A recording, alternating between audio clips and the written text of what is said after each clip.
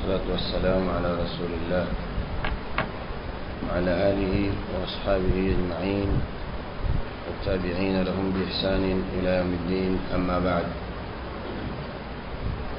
tunaendelea na darasa yetu ya al-adhkar baada as-salah.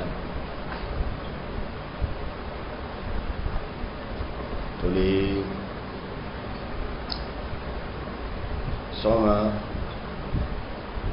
mwanzo kabisa kwamba mtu anapotoa salamu katika swala kwanza analeta istighfar.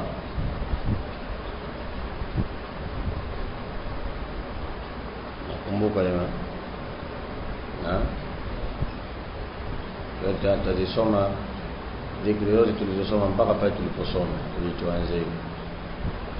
Kwanza tumesema anaanza astaghfirullah astaghfirullah astaghfirullah, alafu Allahumma anta salam minka salam tabarakta ya dhal jalali wal ikram, alafu la ilaha illa Allah wahdahu la sharika lah lahul mulku wa lahul hamdu wa huwa ala kulli shay'in qadir.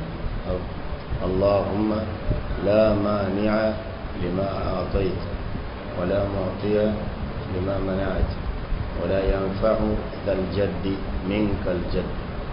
Alafu la ilaha illa Allah wahdahu la sharika lah lahul mulku wa lahul hamdu wa huwa ala kulli shay'in qadir wa la hawla wa la quwwata illa billah. Hizi mbili nilisoma leo narudia tena kusoma peke yangu. Sasa mtu anapotoa salamu kwa kulia na kushoto, kwanza anasema astaghfirullah astaghfirullah astaghfirullah Allahumma anta salam wa minka salam tabarakta ya dhal jalali wal ikram. لا إله إلا الله وحده لا شريك له له الملك وله الحمد وهو على كل شيء قدير. اللهم لا مانع لما أعطيت ولا معطي لما منعت ولا ينفع ذا الجد منك الجد. لا إله إلا الله وحده لا شريك له. مرة ya pili narudia la ilaha illa Allah له الملك وله الحمد وهو على كل شيء قدير ولا حول ولا قوة إلا بالله. Naelewana? Naongeza nyingine. Naona rahisi watu wana. Naongeza nyingine kidogo. La ilaha illa Allah wa la na'budu illa iyyahu له النعمة وله الفضل وله الثناء الحسن. لا إله إلا الله مخلصين له الدين ولو كره الكافرون. قبل سبحان الله تقوم معك.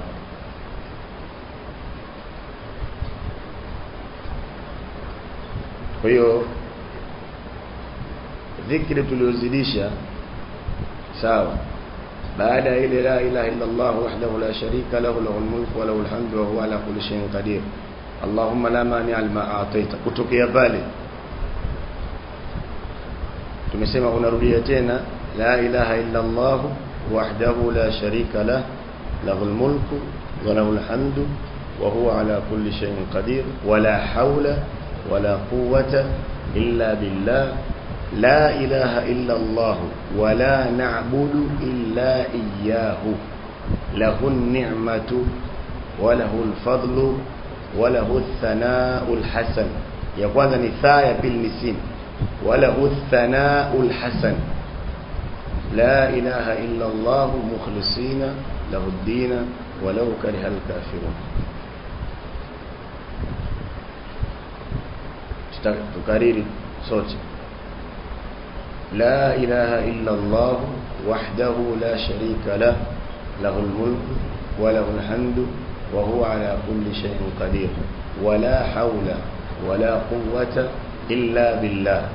لا إله إلا الله ولا نعبد إلا إياه له النعمة وله الفضل وله الثناء الحسن لا إله إلا الله مخلصين له الدين ولو كره الكافرون. Dhikri ngapi watu tumesoma? Ya kwanza astaghfirullah, ya pili ya kwanza astaghfirullah na Allahumma anta salamu inafanywa moja kwa sababu ndo lazima itangulie hivi. Hizi zinazofuatia mbele zinaweza kutofautiana. Mimi ninasoma kwa sababu ya kutafuta ule wepesi tu, lakini si lazima iwe kama hivi. Inaweza kutangulia hii ikachelewa hii, lakini mwanzo astaghfirullah na Allahumma anta salam lazima zitangulie kwa hadithi hiyo. Ama hizi nyingine imetangulia la haula wala quwwata, imetangulia hii hakuna neno. Kwa hiyo mtu anaweza kuona sehemu nyingine hata katika Ismul Muslim ukiona tofauti na ninavyosoma mimi mpangilio wangu. Kwa hiyo hakuna kupingana ni katika hilo. Mimi ninasoma kufuata ule utaratibu mmoja kwa sababu tunasoma yetu. Na pia kupata wepesi tukua tuna utaratibu mmoja. Lakini wanachoona wanasema sehemu ya mwanzo peke yake ndio ambayo itatangulia. Lakini huko imetangulia tajio kursi, wewe imetangulia kadha, hakuna neno. Kwa hiyo kwanza astaghfirullah na Allahumma anta salam. Sawa. Ya pili la ilaha illa Allah wa la sharika lahu lahul mulk. Ya tatu Allahumma la mani'a lima a'tayta. Ya nne tena la ilaha illa Allah wahdahu la sharika. Ya tano la hawla wala quwwata. Ya sita la ilaha illa Allah wa la na'budu illa iyyahu. Tumesoma dhikri sita. Na anaweza kusoma mwanzo mpaka hapo tulipofika. Soma.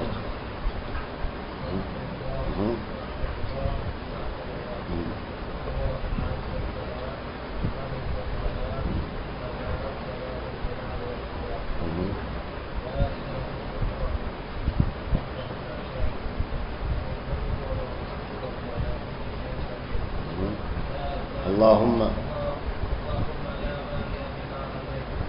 لما أعطيت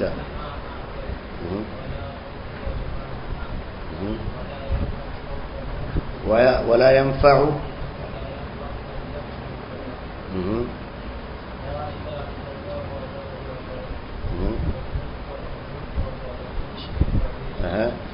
ولا حول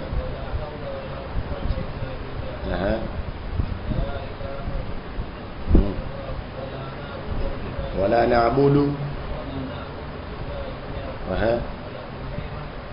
له النعمة وله الفضل وله الثناء الحسن وله الثناء الحسن. لا إله إلا الله مخلصين ولو كره.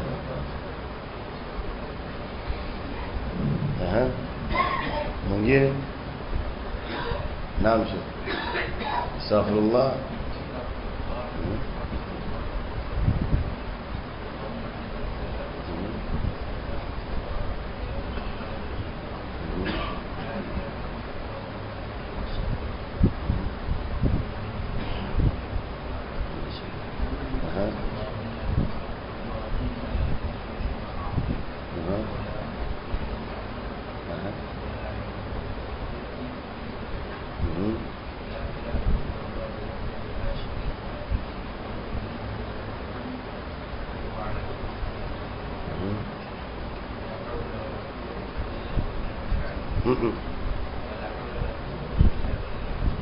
بالله لا إله إلا الله ولا نعبد إلا إياه له النعمة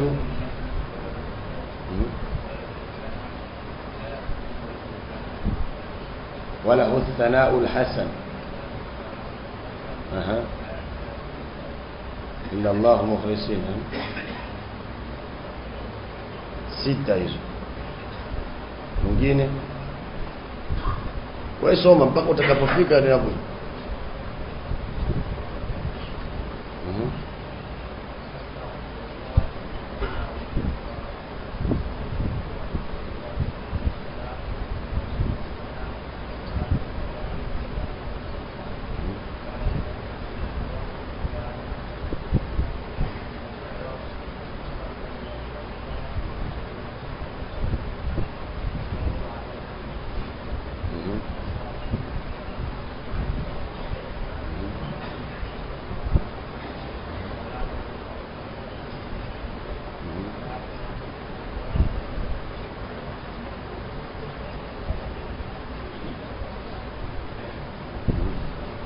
ولا حول إلا لا إله إلا الله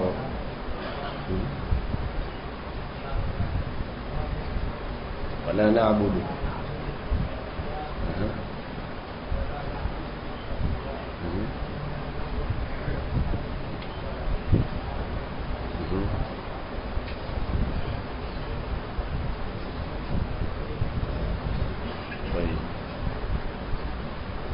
mwingine ndio wataungusha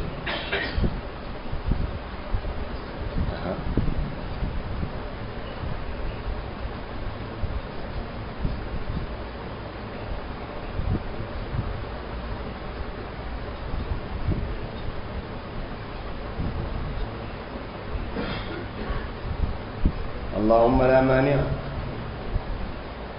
اللهم لا مانع اللهم لا مانع لما أعطيته ولا معطي لما منعت ولا ينفع ذا الجد أفنودية تينا لا إله إلا الله ولا لا شريك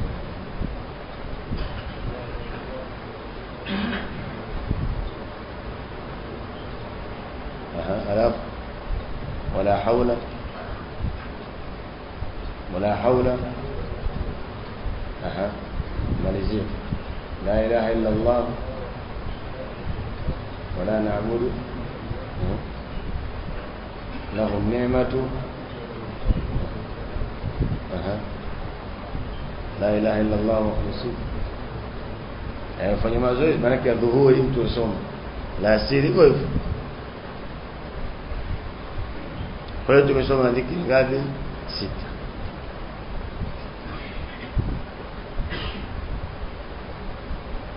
Watu wengine mefika dhikri ya ngapi? Soma mpaka utapofika.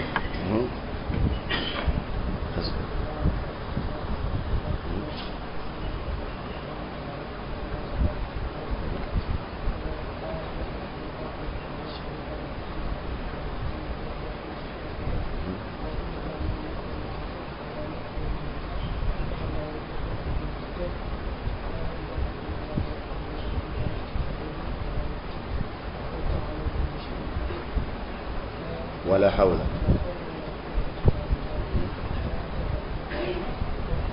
ولا نعبد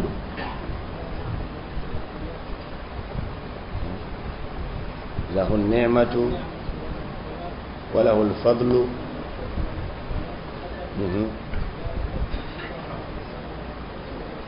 ولو كان طيب يا استغفر الله mara ngapi? 3. Alafu tabarak ta'ala jalali la ilaha illa Allah wa la sharika lahu wa huwa ala kulli shay'in qadir. Allah wala mu'tiya lima mana'ta wahdahu la sharika وهو على كل شيء لا ولا حول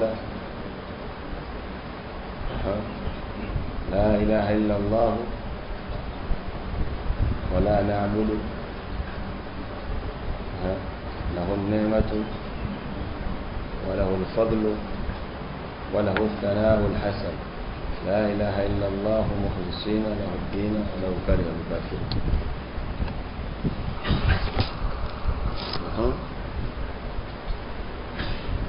Mwingine nitawachagua kesho jaliwa. Naacha mpumue kidogo. Lakini mdhibiti hizo 6 tumeisoma. Kwa hiyo kesho tukitoka hapo tutazungumza habari ya subhanallah alhamdulillah Allahu akbar. Iko aina 6 namna kuzileta. Kesho tutazungumza hizo inshallah. Bado kama dhikri 3 tutamaliza.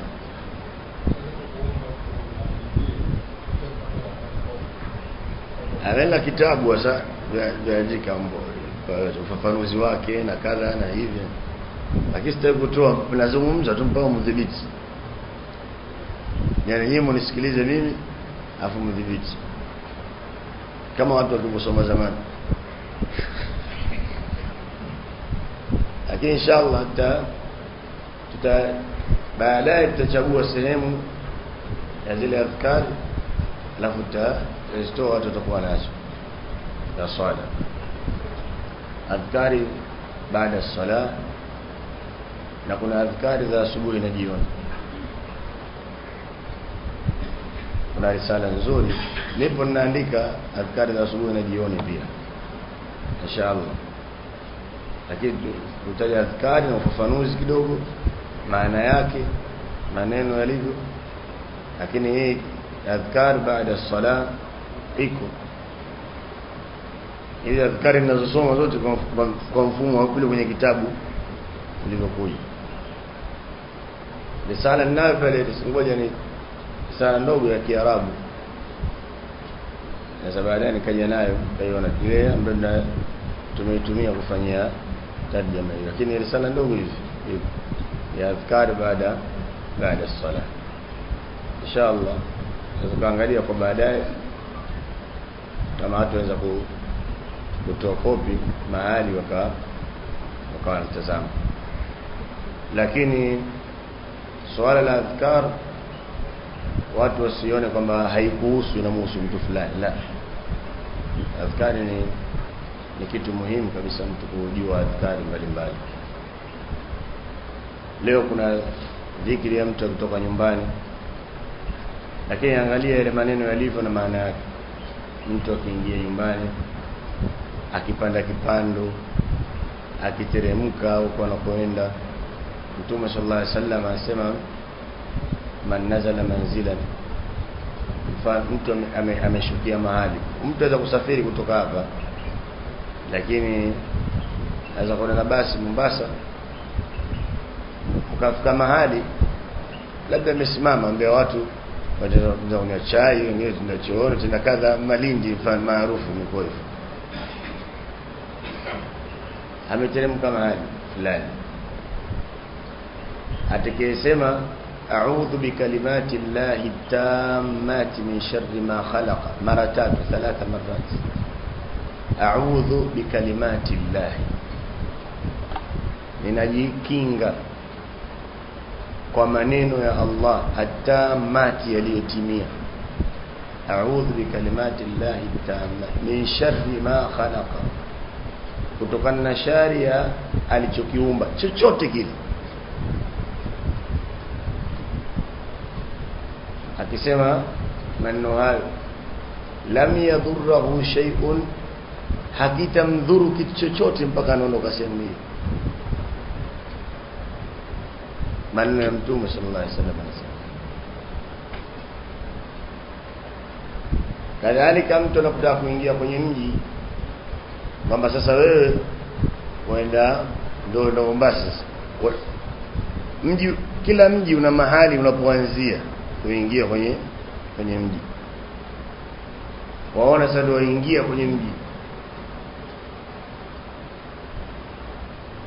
unasoma dua, Allahumma rabbas samawati sab'i wama adlalna wa rabbal ardina sab'i wama aqlalna wa rabbash shayatin wama adlalna wa rabbar riyah wama dharayna. Angalia maneno msifu Allah kwanza, rabbas samawati sab'i, mola wa mbingu saba, wama adlalna, na vile vilivyofunikwa na hizo mbingu, wa rabbal ardina sab'i, na mola wa ardhi saba, wama aqlalna, na vilivyobebwa na hiyo ardhi. Ma vilivyo chini ya ardhi ndio vimefunikwa na mbingu pia navyo. Yani kama kusema mola wa viumbe vyote tu. Sasa wa rabbash shayatin wama adlalna, la mola wa mashaitani, na vile ambavyo wamevipoteza mashaitani pia ni mola wao, kwa sababu hata viumbe wanapoteza na shaitani mola wao ni wewe. Wa rabbar riyahi wama dharayna, na mola wa upepo na vinavyopeperushwa na upepo. Hapo jamuomba wamsifu tu Allah, kwa sababu dua yoyote ambayo iko karibu kukubaliwa ni ile ambayo imetangulia kumsifu Allah kwanza. Inshallah na risala tuliandika kuhusu dua isiyokataliwa. Nitaangalia mkumbusha sasa tufanye copy. Watu waweza kupewa. Mtu anataka kuomba dua, mambo gani ya kutanguliza? Kwa maneno ya Ibn al-Qayyim rahimahullah anataja mambo kama 12 mtu atangulize. Lakini kuanza kumsifu Allah ni katika sababu pia za kukubaliwa dua kwa haraka. Asema as'aluka khaira hadhihi alqarya, ninakuomba khairi za mji huu, wa khaira ahliha, na khairi za watu wake, maana watu wana khairi na shari, wa khaira ma fiha, na khairi zilizomo ndani yake, wa a'udhu bika min sharriha, na naomba najilinda kwako na shari za mji huu, wa sharri ahliha, na shari za watu wake, kama watu wa shari isipambane nao, wa khaira wa sharri ma fiha, na shari zilizopo katika mji. Hiyo mtu sasa ukiingia kwenye mji wote unaokwenda ukiingia,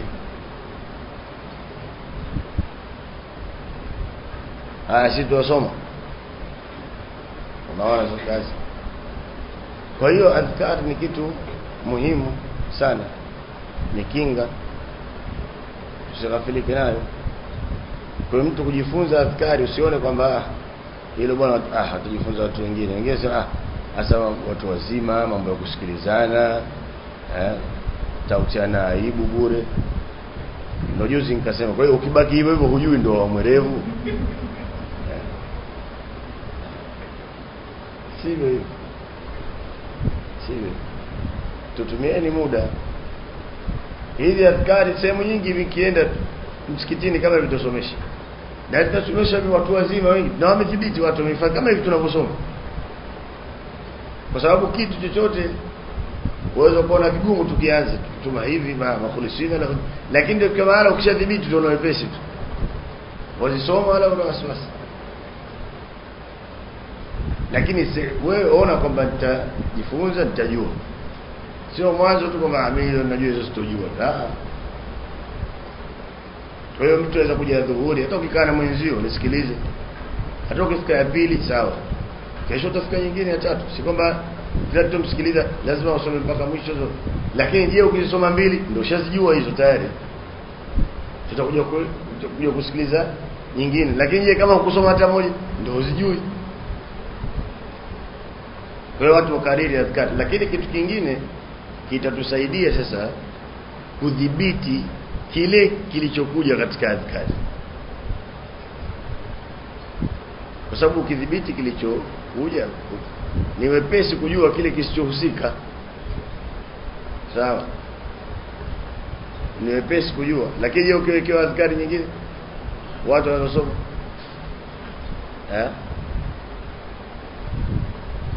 kwa sababu hapa tumezungumza na sisi ni mashahidi kwamba watu kutoa salamu katika misikiti inawezekana imamu na maamuma, lakini mtu akasema alhamdulillah, tuko mashahidi tumesema kwamba watu wanafanya hivyo.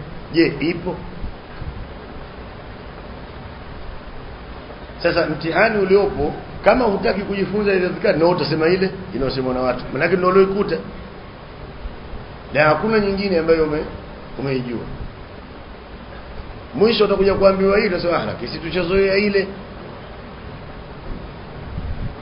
Lakini ukidhibiti kilichokuwa sahihi itakuwa rahisi vitu vingine kujua kwamba hiki. Kwa hiyo mtu kutoa salamu, maneno ya kwanza anatakiwa aseme astaghfirullah.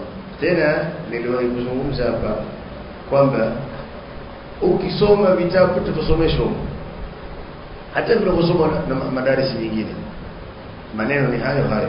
Ukitoa salamu unaanza astaghfirullah. Ndio maana siku moja nikauliza, je, ukitoa salamu kusema alhamdulillah, kuna kitabu kipi kimetaja jambo hilo?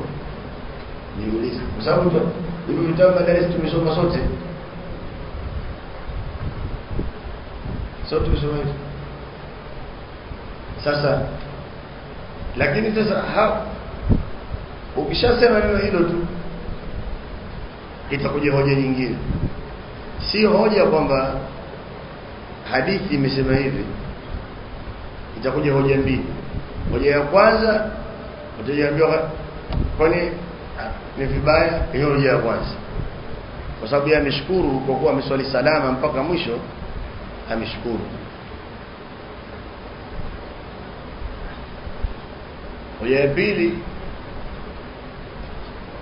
utatuhumiwa wewe sasa, kwa hiyo wewe unapinga yale mambo ya wazee. Mambo haya mawili,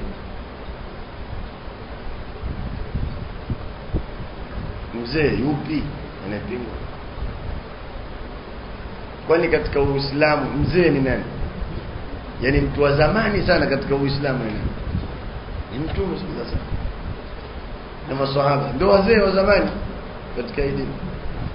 Sasa kwa mzee wa mtu wa miaka 70, sababu Abubakar Siddiq alishakuwepo kabla ya hapo zamani, Umar bin Khattab. Ukichukulia swala la dini na kuangalia sasa kwamba tusiwe khalifu wale wa zamani, na hilo ndio tunalolingania sisi. Na sisi katika msemo wetu kwa pamoja kwamba katika dini tunatakiwa tusiwe khalifu wale watu wa mwanzo. Ndio hilo tunalolingania sisi. Swala litakuwa mtu wa mwanzo yupi? Ndio swala letu. Yaani mtu wa mwanzo yupi ambaye anastahili kuigwa katika dini? Kwa sababu hata mtu kuzaliwa mambo mengine baba yako kwa anafanya, ukikuosi afanye. Kwa hiyo umsikilize baba yako, labda alifanya sio sahihi. Lakini ukija katika masala ya dini tayari mfumo upo. Qur'ani ukisoma utakuta hivyo.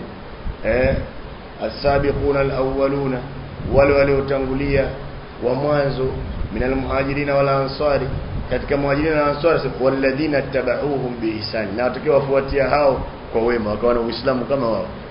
Kwa hiyo tayari katika Uislamu watu wa kuigwa wapo, watu wa kufuata wapo. Ilikuwa kuangalia je, Mtume sallallahu alaihi wasallam wakati anasalisha pale Madina, alipomaliza kuswali alifanya nini? Ndio mbona kutazama. Si kwamba tunaiangalia Saudia, msikiti kwa sababu wenyewe msikiti wenyewe uko Saudia. Sasa inakuwa hakuna budi, lazima ule msikiti, tukisema msikiti wa Madina au msikiti wa Maka, si kwa maana tuzifuata Saudi Arabia. Huyo msikiti yenyewe iko huko alioswali Mtume sallallahu alaihi wasallam. Kwani kuna msikiti mwingine alioswali Mtume huko? Sababu Mtume sallallahu alaihi wasallam katika da'wa yake ya kutoka nje ya Maka na Madina, alienda wapi kwingine kulingania? Wala watu wasijua wakadai kwamba maswahaba tu walifika yupi, sahaba yupi, na imeandikwa kwenye kitabu gani? Haya maneno tu watu husema kwamba walifika Zanzibar, kuna watu kutoka Kilwa siku 3 walifika kule Madina siku 3 tangu kufa Mtume. Kwenye kitabu gani? Kwa sababu maswahaba wameenda kupiana nchi za Ulaya, yapo maandishi katika vitabu unasoma. Na habari ya kuingia Uislamu huku, vitabu vinavyotaja au kina Imam Tabari na wengine kina Al-Mas'udi mashuhuri wa zamani, lakini aliwahi kutembelea onekana maeneo ya Zanzibar kwa wakati huo, miaka labda 70 na Uislamu katika utawala wa Abdul Malik bin Marwan. Na hilo ndio linaloonekana kwa asilimia kubwa Uislamu ulifika huko. Zipo kauli nyingine kwamba kabla ya hapo katika khilafa za makhalifa wanne kwamba ulifika Uislamu maeneo ya Pati na wapi huko kufika. Lakini kauli inaonekana ina nguvu zaidi kwamba wakati wa khilafa ya Abdul Malik bin Marwan, kwa maana baada ya kuondoka makhalifa katika utawala wa Umayya ndio Uislamu ulifika. Kwa zamani, hata hiyo kizungumzo tunazungumza zamani sana. Yaani miaka tunazungumza miaka 1300 nao kumeshapita. Bora utakuwa misikiti na miaka 700, 800 ni zamani. Kama watu na hayo yapo katika vitabu, ukisoma utayakuta hadi tunazungumza yamethibitiwa. Lakini sasa ukitaka kuleta hoja kwamba kuna mtu aliyekwenda siku 3 tangu kufa Mtume sallallahu alaihi wasallam, yupi? Kitabu gani kile? Kimeandika mbona? Sawa, hakuna neno. Tuafikiana. Mtu mwingine sasa, kwa hiyo itakuwa kabla yenu nyinyi. Huko zamani watu wote hawakuwa ili wanalijua. kwanza hii si sahihi. Inawezekana yakifanyika yakaja baadaye yakaondoka pia mambo hayo. Kwani Mtume sallallahu alaihi wasallam asemefundisha ile Maka yenyewe tu na Madina. Baadaye yakuja mabadiliko. Yalikuja mabadiliko. Kwa sababu wakati wa Sheikh Muhammad bin Abdul Wahhab rahimahullah, nchi kuna baadhi yapo makaburi ambayo yalikuwa yamejengewa yanaabudiwa na miti inaabudiwa. Waambiwa kwamba mti pale ndio nyumba aliyozaliwa Mtume sallallahu alaihi wasallam. Kwenye ule mti ndio ulikuwa nyumba ya mama Amina. Ule mti ikawa watu wakienda wachukua yale magome yake waondoka nayo kila ukeo. Msimu wa hija mti umeparwa wote. Nini? Watu waka baraka kwa sababu ndio sema walipozaliwa Mtume sallallahu alaihi wasallam. Yani huyu ni Mtume sallallahu alaihi wasallam. Hii nyumba alozaliwa. Tuzungumze kweli kabisa. Hii nyumba inahusikaje na ibada? Hii nyumba hii alozaliwa.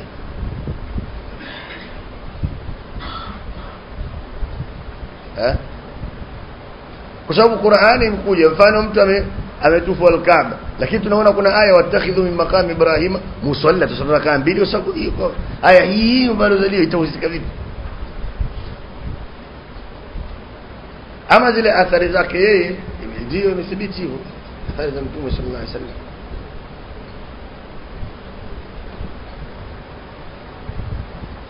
Kwa hiyo mabadiliko yalikuja baadaye, pakafanyika da'wa, watu wakalinganiwa, wale watawala walikuwa wakati ule. Na ndio maana Imam Shafi rahimahullah achilia kipindi cha kama Abdul Wahhab, hiyo ni zamani sana, sababu Abdul Wahhab zile mwaka 1115 zamani sana. Lakini Imam Shafi ni mtu wa miaka 200 huko zaliwa mwaka 150, afwan amezaliwa mwaka 150, amekufa kwenye mwaka 204 hivi 202, kwa sababu ameishi miaka kama 50 tu. Sasa angalia, anasema hivi, niliwaona watawala Maka kwa sababu ya kwa kule kwa jamaa zake wanavunja makaburi yaliyojengewa, na wanawachuoni wa fiqh sikuwaona wakilikemea jambo hilo. Kwa hiyo mabadiliko yalikuwepo. Anazungumza Imam Shafi kwamba hata wakati wake yalitokea mambo kama hayo, wale watawala wakawa wanafanya nini? Kwa hiyo suala la kwa Abdul Wahhab amekuja amevunja si geni. Yani dawa inaweza kaenea mahali, alafu baadaye akaja mabadiliko wakaingia watu wakakhalifu, baadaye akaja tena dawa. Katika ulimwengu kuwepo mambo kama hayo ni kitu cha kawaida kibu. Sasa hatuwezi kusema kwamba huko zamani watu walikuwa hivi, hapana, sababu hakuna leo waona. Huenda jambo lilivyokuja halikuwa na mambo haya, bali hata sisi mashahidi ya baadhi ya mambo yanayofanyika hapa mwanzo yalikuwa yakifanyika hivyo. Mwanzo yalikuwa yakifanyika hivyo. Sisi tumeinukia mimi tumeinukia na ijua ile nyumba yetu, yuko babu yangu ni shekhi wa mkoa yuko, na mlango wa nyumba mlango wa madrasa, sawa. Na muasisi wa madrasa hiyo Sheikh Muhammad bin Yusuf alisoma hapa. Sheikh Ahmad al-Badawi wakati ile madrasa al-madrasa al-Yusufiyya inasibishwa na yeye, maana yake alisoma huko. Sheikh Muhammad bin Yusuf Badi maarufu ndio kwa mzigo mbele ya msikiti, kabla lake kabla babu yangu mimi la pili mbele ya msikiti. Tumeona tukiwa wadogo wanapingana mashekhe kwamba kwenye shughuli za Maulid imepigwa firimbi, na ile imeleta tatizo kubwa kwamba jambo hili kwa nini mnafananisha na ngoma. Mashekhe wanaumana katika hili, ikabwa marufuku. Si akili bado tuko wadogo, lakini tunakumbuka matukio hayo kwamba imesimamishwa kasida fulani maarufu kwamba isisomwe tena, kwa sababu kwenye kughani watu walitia mipigo ya rege ya Bob Marley. Si mimi nikiwepo aenda zungumza hakan kabisa, ikafutwa kabisa isisomwe.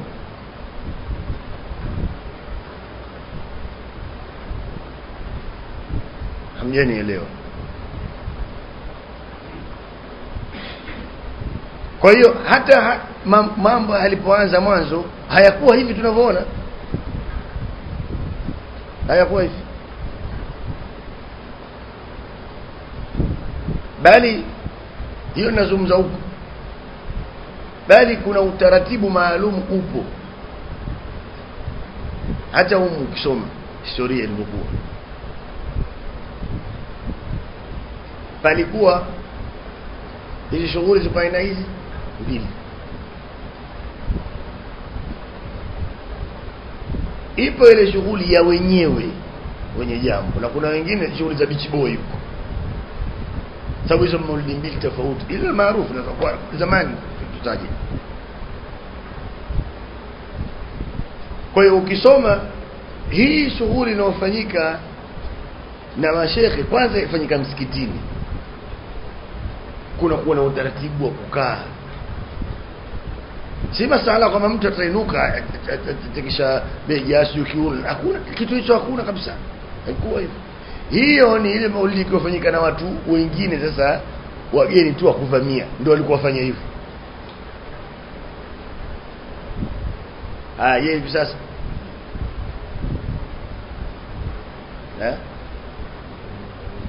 ikoje ndio? Hakuna tofauti.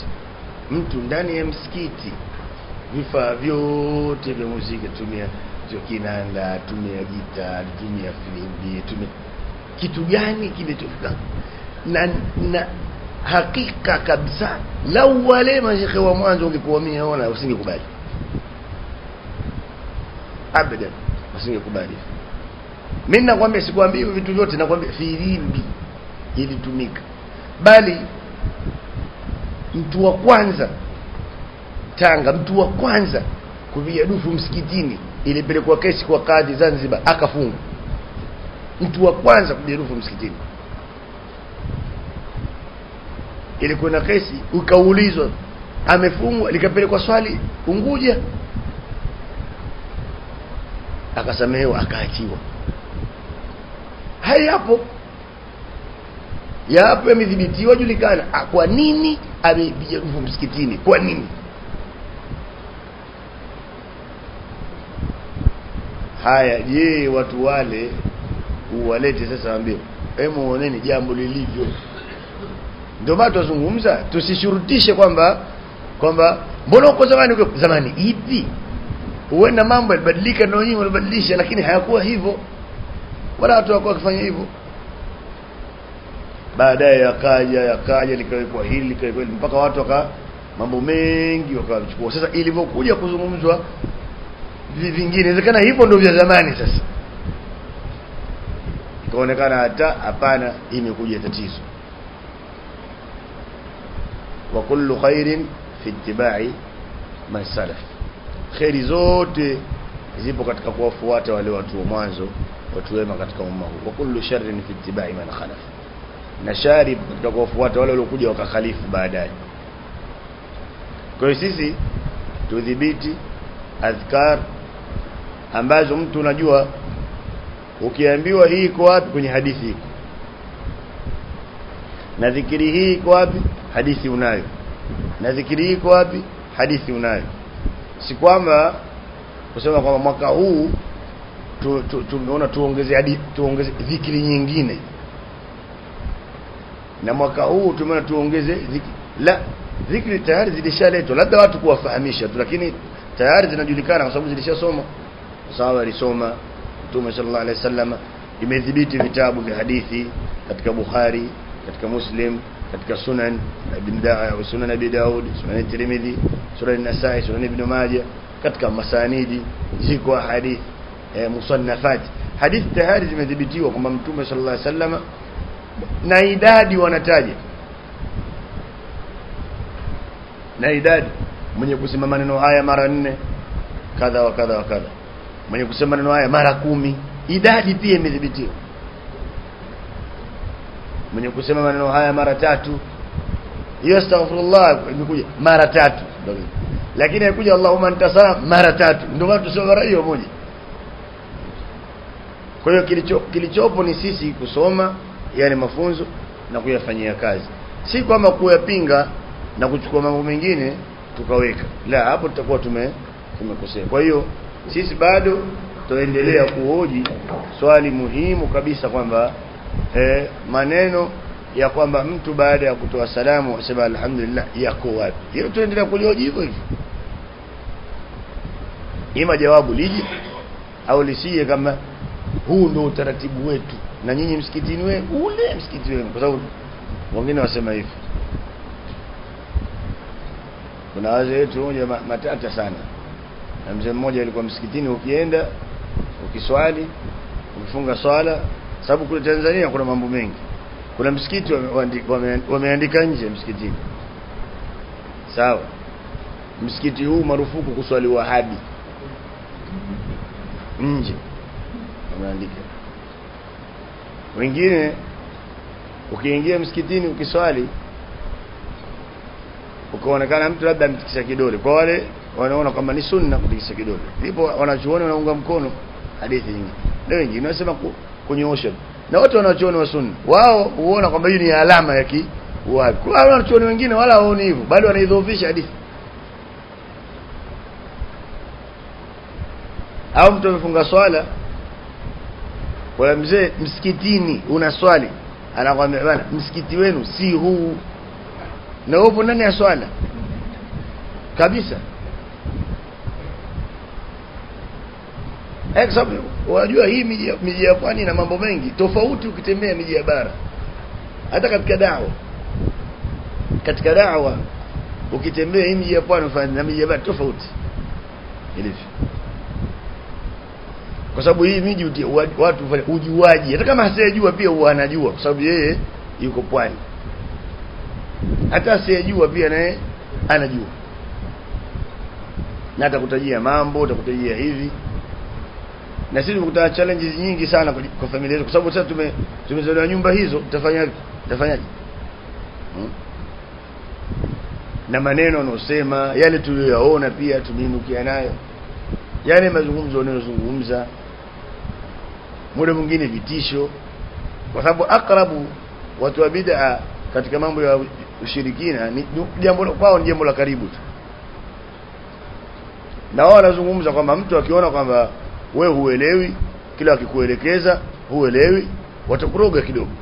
Hayo maneno yao ndio kawaida yao, ni kawaida tu kwao, wala si jambo kwamba wanaweza kufanya hivyo alafu wakaambia unaona mpata lana, unaona shehe fulani makarama. Wasi makarama mfanye ushirikina, fanya ushirikina, bali wao kwa wao pia ni kazi yao. Ndio maana shughuli zote kubwa zinazofanyika lazima apatikane mtu wa kufunga uwanja kwanza. Shughuli zote zinazofanyika kubwa, kuna mtu aufunge uwanja ili mtu wote mwenye shari akija nayo pale isiweze kuathiri.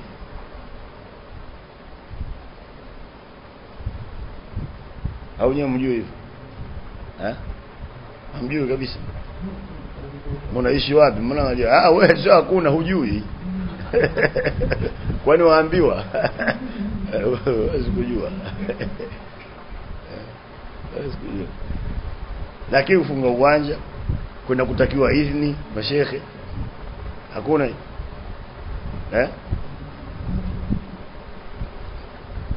Kwamba hii shughuli watu washafika, leo ndio siku ya shughuli yako, wewe unajua tunakukabidhi wewe, tunaianza, basi tokee matatizo yote tumalize salama.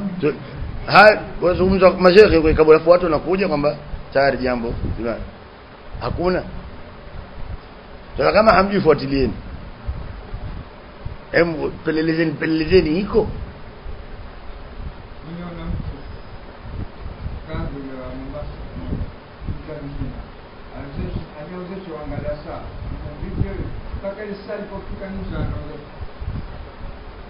Iko pia hii. Iko. Watu wabadilisha majina, herufi zenu wazee ndani tofauti. Lakini pia muda. Kwa mtu anaweza kwambia khatibu akipanda kwenye mimbar ndo unaozesha. Innal hamda bala salamu alaykum. Nimekuozesha bija time ile. Ndio saa ya ijaba sitakuwa nyinyi. lakini ile hemu lipelelezeni ile lozungumza. Lakini wanafanya hivyo kwa sababu wanajua kuna watu wengine waje pale wakuja kujaribiana, mtu aweza kusimama kuzungumza akafanywa kitu pale pale, maneno yakamshinda zungumza. Na kuna wengine wanafunga mvua isinyeshe ile shughuli pite salama, aweza kunyesha alafu wale wapinzani wenu wakawacheka. Sasa ndio nini? Si jambo la ibada bwana, kwani kuna tatizo gani?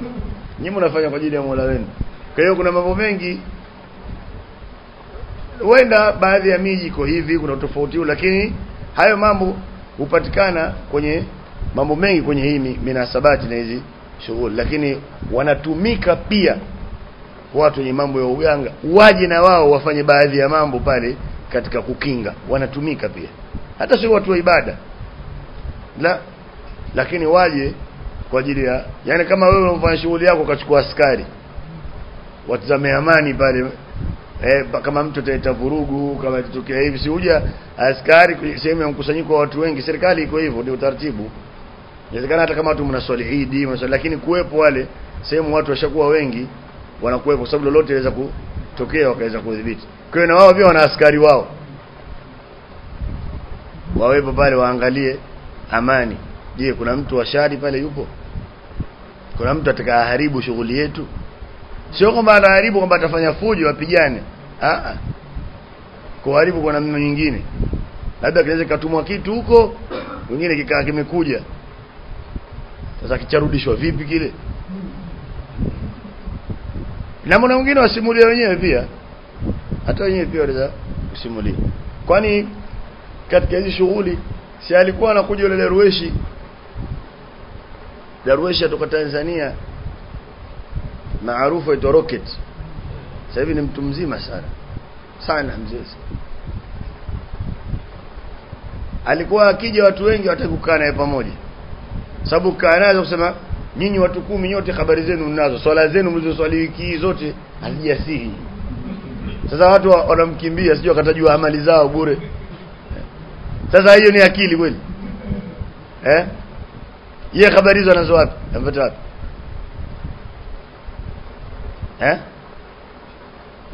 Amesoma wapi yule? Amesoma wapi? Na?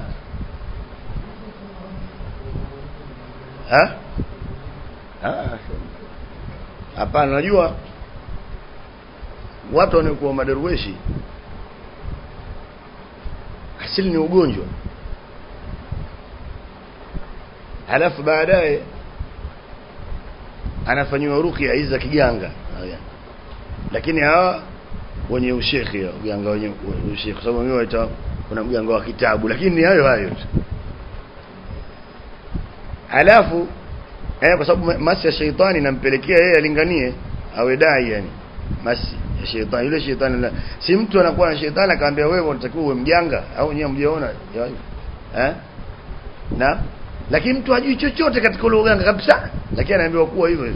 Kwa hiyo kwenye kutibu kwake yule sheitani ndio anakuja kufanya nini? Kwa hiyo anaweza kubadilisha, akamwambia huyu kamtafutie mti sehemu fulani wa aina hii, yule anaenda kuchukua akiwa amebadilisha sheitani. Lakini kwa sababu akiwa mtu wa kawaida mti haujui, hatibu. Yeye asili hajui, atatibu ikiwa amepandisha. Muelewe leo? Yaani mtu akiwa hivi kawaida alivyo, mashaitani wako aina mbalimbali. Inawezekana mtu hajui hata kuendesha ile boti pia hajui, lakini akipandisha zaendesha, akaenda mahali na akarudi. Lakini akirudi hivi katika kawaida hivi hawezi. Kwa sababu anemtumikisha ni yule sheitani. Unamwona huyu mwanadamu ndo viungo vyake, lakini anemtumikisha ni sheitani. Ndio maana mtu anaweza kupotea wiki hapo akarudi mwenyewe nyumbani pia. Inawezekana hivi. Kwa hiyo wanatabia hivyo kwamba wao wanamuendea mtu kwamba wao sasa, kwa sababu katika sheitani kuna taraika kidha, kwa hiyo masufi pia wamo. Anamuendea mtu kwamba anataka awe shekhi, analingania dini. Nyinyi mmeshampata mtu sheitani analingania sunna? Yuwapi? Sasa shetani sunna atalingania vipi? Haiwezekani, ni kinyume yani haiwezekani hivi. Sunna mpaka isomwe. Lakini sasa yeye anakuwa shekhe. Hamna mahali kusoma lakini. Alafu akifika sehemu mtu mkubwa kabisa anakaribishwa anatoa mawaidha. Sasa ile masi ya shetani ndio anatoa mawaidha, lakini asili yeye hajui. Kwa hiyo aya zinasema ovyo aweza kusoma hivi, kusoma hivi, aweza kuzungumza matusi hapo, maana tukana naye pia. Aweza kuzungumza kadha, aweza kuzungumza hivi. Basi hapo anakuwa shekhe. Lakini hawezi kumpelekea kitabu chochote pale akasoma. Na kueleza hivyo.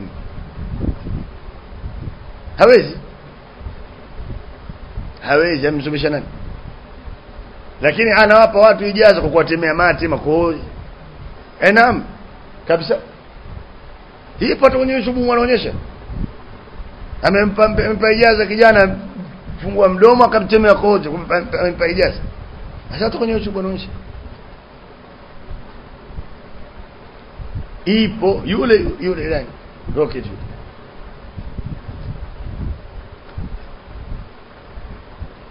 Kwa sababu gani? Na tawazungumza hao. Sababu sitowajua, mimi nawajua. Ndio maana. Kwa sababu sidhani kama wajua Tanzania madarueshi wote wanatoka kusini kwanza. Sijui kuna nini sijajua sababu ni nini. Wachache wapo sehemu nyingine kama kule Arusha, Moshi, lakini wako hivyo. Lakini sasa kama kutoka kusini, si rahisi darueshi asijue nyumba yetu sisi. Wote wanakuambia wamekanyaga nyumbani kujua. Ndio maana nazungumza haya. Kwa sababu humo nyumbani wakija ndio watapopewa huo darueshi wenyewe watapopata humo. Kwa hiyo wote nawajua bendera watashonewa humo, watafanywa. Najua nafahamu hivyo. Kwa hiyo nakizungumza kitu na kijua dodo kitu namjua pia. Namjua mkwe wake kijana mmoja wa Kisunna wa Kisalafi ndio ameoa binti yake. Na kwa hiyo nazungumza kitu ninachokifahamu, si kama nakizungumza kitu kama nimesikia huko pembeni. Sina wajua wako hivyo. Sio wasomi isipokuwa ni wagonjwa. Ni wagonjwa. Alikuwa ananiambia mzee mmoja ananiambia mimi nashangaa tukikutana kwenye hizi hadhara zetu wanasimama kuzungumza. Sasa wale zungumze nini wale? Na hawajasoma. Lakini inaonekana ana makarama, ni mtu mkubwa, ni mtu kwa vile walivyo, lakini hajasoma dini. Kama yule alikuwa askari polisi akastaafu kazi hataki tena hata mambo ya dini alipopata ile tatizo. Basi akaanza mambo hii. Kwenda huko tembea kule utafanya hivi. Lakini hakuna hivyo. Watu ikawa imetangaa kwamba yeye anakwenda hija kila mwaka apande ndege. Urongo. Apande ndege vipi? Kwamba watu wanamkuta ashafika tu. Apande ndege vipi? Na yeye tangu wakati huo yuko Nyerere sio yuko nani? Yeye ana uwezo wa kwenda. Maana yake anaanza kwenye shughuli hivi akazungumza kwamba tusome ikhlas 3. Ikhlas moja ya kuiombea nchi yetu. Ikhlas ya pili ya kuombea wazee wetu. Ikhlas ya 3 ya kumwombea Nyerere asilimu. Na ndio maana yake ilikuwa hivyo. Ndio hivyo kwa watu wanamjua yuko hivyo. Kwa hiyo mnasoma ikhlas 3 kwa nia hiyo. Lakini yule alikuwa anaingia popote. Kama mimi nataka tiketi ende hiji. Hata wale kwa majiki anaweza kwenda kwa sababu kwanza kwao ni mtu mkubwa. Achilia umri ni mtu mkubwa, lakini vile nafasi yake. Lakini utasema vipi anakwenda bila nika? Na sisi tunajua kwamba anaenda kuomba tiketi anapewa. Ataenda vipi hivyo? Kwamba ukienda tu kule unamkuta. Amekwenda. Hata wewe pia umeonekana si umekwenda pia. Lakini watu wakiambiana kwamba isipokuwa amefanya zile hija miaka mingi kama hija 40 hivi. Hizo fine. Hata mwaka jana mwaka juu akitaka kwenda pia akiwa nawe ndio alimzuia. Sababu ni mtu mzima sana. Ananiambia yule kijana yule mkwe wake. Kwa hiyo yuko. Lakini mimi nazungumza katika upande wa elimu. Sasa mtu kama yule akizungumza kitu kwamba jamani tukiswali tukatuseme hivi, watu wanaona kwamba hilo jambo limetoka mbinguni ndio alikopata. Watu wanasema. Lakini tukifungua vitabu aliposema Mtume sallallahu alaihi wasallam tofauti na alivyofundisha yeye. Wewe ukifanya ila huku ambaye umempinga Darwish. Unaona ndo competition iko kwamba mbona Darwish alisema hivi? Lakini alitoa wapi? Kwa hiyo wewe unampinga Darwish umkubali. Na wewe unampinga Mtume umkubali. Kwa hiyo si sawa. Dini imefungamanisha watu kumfuata Mtume sallallahu alaihi wasallam. Si masala kwamba anapingwa fulani, anadharauliwa, amekejeliwa fulani. La, sisi tupo katika kwamba kujeli shakhsia za watu, sababu watu wana heshima zao, watu na familia zao, watu wanafanya kadha. Lakini linapokuja swala la dini, hii sio heshima yako wewe kwamba ipo katika familia au wewe umevunja heshima. Hapana, ile dini kukosolewa ikazungumzwa hivi, usijiangalie wewe kwamba umesemwa wewe. Si sawa. Yaani mfano mimi naweza nikazungumza, akaja mzungumzaji mwingine wa ahli sunna akasimama hapa mbele, mkamuuliza swali, akajibu tofauti na vile nilivyosema mimi, mfano akataja hoja. Yaani haiwi sasa kwamba wewe ndio unishtakia mimi kwamba fulani amesema wewe fai, kwa hiyo unaonaje? Yeye sasa mtumia hoja zake kama ziko. Sasa kuna kupingana nini? Haya mambo katika ukhurafi huko. Yaani mtu akizungumza jambo akalizungumza akaweka sawa kwenye jambo fulani, nivunjie heshima. Kwani wewe pale ukitetea heshima yako? Yaani wewe wakati unalifundisha jambo lile ulikuwa watu watakao kuheshimu wewe au watu waheshimu yale mafunzo? Kwa hiyo inaweza kuzungumzwa jambo mtu akasema hapana, jambo hili liko hivi akatoa hoja. Au kwa zile hoja zinazotoka, lakini kule kuna mtu wa hoja kadha wa kadha. Na hayo yako mengi katika swala la kusoma.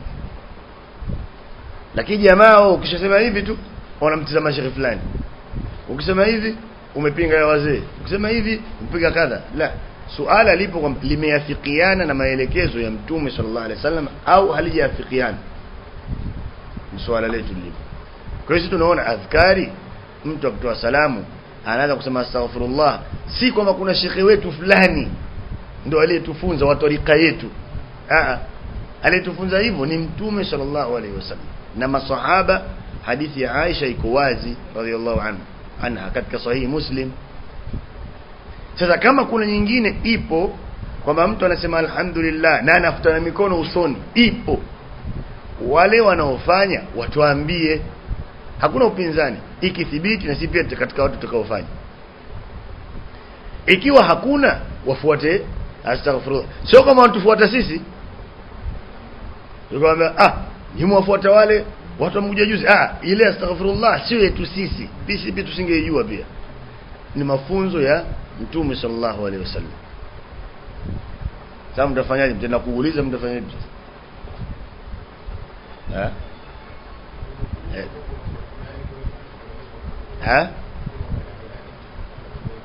Ubaya kwamba Mtume sallallahu alaihi wasallam hakufanya, ndio ubaya. Hakufanya hivyo, huo ndio ubaya wenyewe.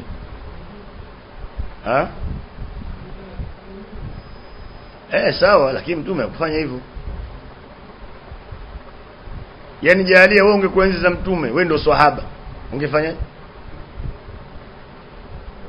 Wewe sahaba uko pale nyuma ya Mtume sallallahu alaihi wasallam, yeye ametoa salamu, amesema astaghfirullah astaghfirullah astaghfirullah allahumma anta salam, wewe uko pale pale aposema alhamdulillah, wewe ungekuwa sahaba, ungefaa kuwa sahaba kweli? Ndio maana ukua.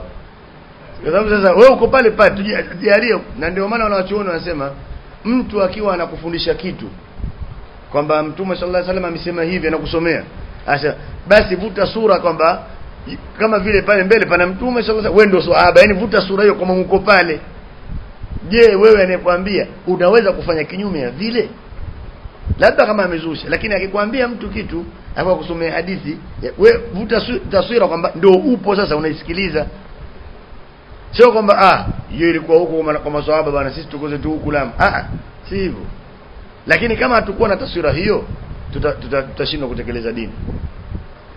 Tutashindwa kutekeleza. Alafu pili, tutajifunga sehemu. Mtu wote akifanya kitu ambaye hapana, haikufanyika. Ikifanya hivi haikufanyika. Sasa wataleta hoja zingine ambazo si za kielimu kwamba kama ni hivyo, je, Mtume sallallahu alaihi wasallam aliendesha punda? Kwanza hiyo punda aliendesha kweli, Haya, jalia hakuendesha. Kwani kuendesha punda ni dini? Yatakuja mambo mengine. Haya, mbona hakutumia mafeni? Hayakuwepo. Hayatumia ni? Na wala sio dini. Kwani mtu ametengeneza feni kwa sababu ya dini? Anaweza ametengeneza kafiri kama hata si Muislamu pia. Watu wameona joto mtumia feni. Haifungamani na dini. Mtu akitia msikitini akanua atapata thawabu kwa sababu sehemu ya ibada amejitolea wakfu mwenyewe. Lakini asili feni sio dini. Kwa hiyo uweze kuleta katika mjadala wa dini ukasema mtume hakupanda basi, wala sio dini kupanda basi. Hata kama mtu ataamua na pikipiki yake kwenda Mombasa, ataamua kutembea kwa mguu, wala ni mwenyewe tu mtu. Ameona basi atafika haraka. Mwingine akaona pande ndege kwa sababu anakokwenda ni mbali. Hayo yote hayafungamani na dini. Labda mtu awe ana safari ya kidini, akatia mafuta kwenye gari kwa ajili ya kujitolea kwa sababu ya dini, atapata thawabu. Kwa lakini lile gari lenyewe sio dini. Yaani ile gari haisemi chochote na dini.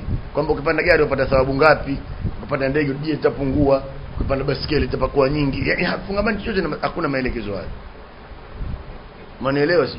Yaani mtu asilete hoja kwamba Mtume sallallahu alaihi wasallam hakuwa akitumia moto. Sawa, tumekubaliana. Kwa hiyo unataka kusema nini yani? Sio sunna. Na sisi tunasema hivyo sio sunna. Pia. Na sisi tunasema hivyo. Kutumia moto sio sunna. Tunasema hivyo pia. Kwa nini mwatumia? Tabii tuulize tena kwa nini mwatumia? Sababu sote tunatumia. Sio hili ni suala la mambo ya kilimwengu, mambo ya kimaendeleo. Hayaingii katika swala la nini? La dini. Kama labda mtu amekaa nyumbani akatengeneza kitu fulani, mara imekuwa generator. Sawa? Alafu mwenyewe akategemea kwamba ukitengeneza generator unapata thawabu 10. Sasa akisema hivyo ndio tutamdai ushahidi kwa sababu amenasibisha na nini? Na thawabu. Lakini mwenyewe ametengeneza afanye biashara auze pete pesa kula.